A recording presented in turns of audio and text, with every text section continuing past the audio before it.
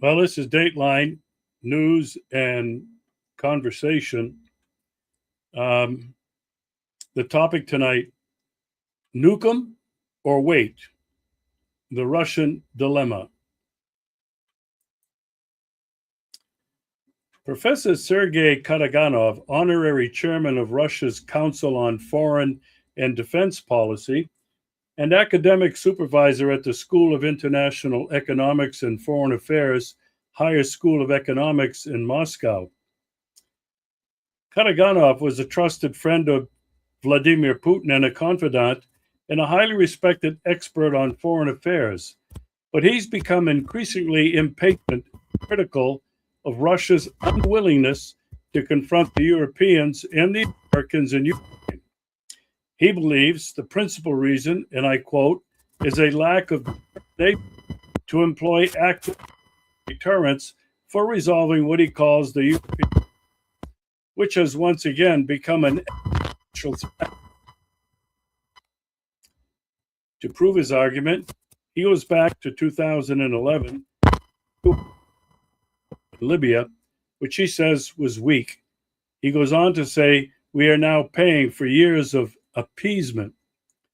He says Russia slowed the march toward military adventurism by returning Crimea to Russia in 2014 and interviewing Korea in 2015. He went on to say, had an ultimatum on NATO expansion been issued between 2018 and 2020, back a credible current war might have been avoided, or at least it would have.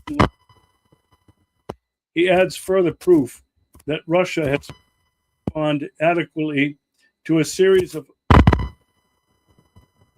such as the seizing of Russian flagged tanks to impose a de facto economic blockade, attacks on oil terminals, and attacks deep inside. He concludes by saying our response to strikes on Ukrainian targets, and that is a strategic solution. The conflict will continue. Sources addressed. Western Europe's degenerated ruling classes, intellectually, morally, and materially exhausted, who cling to power by fueling war. It's changed fundamentally. The objective is to accelerate the United States withdrawal from Europe. And the method is Europe's current elites who see Russophobia as their last political lifeline. The only way to halt escalation is to strike, initially with non-nuclear weapons, command centers, critical infrastructure, and military bases in European countries. Targets should include places where the elites gather, including in nuclear states. Governments must feel personal risk. Nuclear measures, and the EU refuses to be politically, psychologically, for limited but decisive operational strategic weapons. He says, excessive restraint is no longer a responsibility. It's quite the opposite now because it's negligence. Even if Western Europe's strategic defeat, it will continue to stagnate, sliding toward inequality, social tension, and new forms of extremism. Selective distancing from EU is inevitable. Security and development can only be built with greater Eurasia. Persisting in a European fixation is a sign of intellectual exhaustion. The US remains a dangerous and destabilizing power. There can be no illusions here either. Multipolarity is coming, but it will be turbulent. Climate change, migration, energy shortages, and economic warfare will intensify conflicts.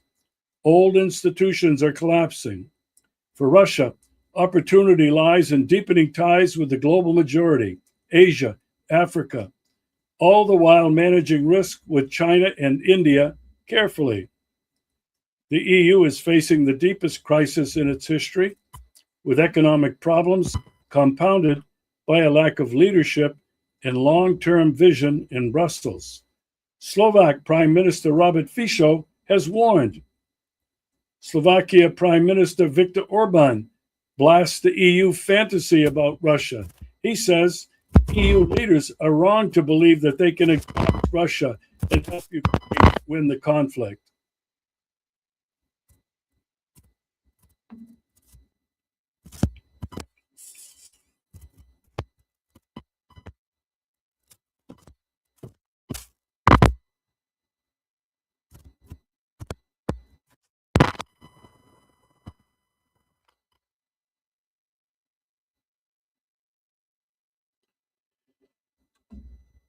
Who believes that the Russians will run out of steam sooner than Ukraine? It's a fantasy, an illusion, and irresponsible.